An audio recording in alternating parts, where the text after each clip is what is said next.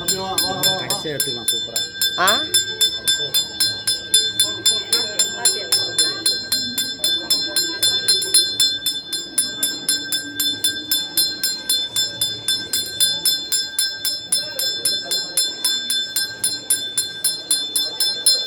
பாதத்தில் போடுங்க பூவை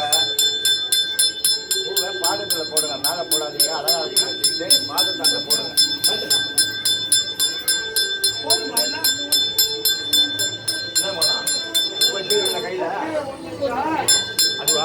பாபாவுக்கு மலர் அபிஷேகம் எப்படி நடக்குது பார்த்தீங்களா?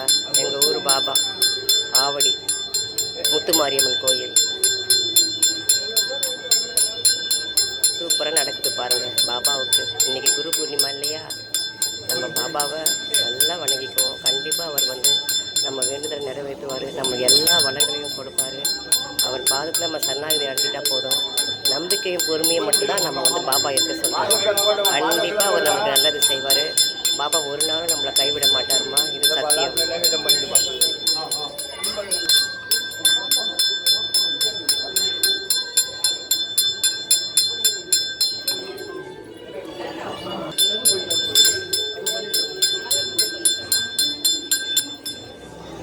போட்டு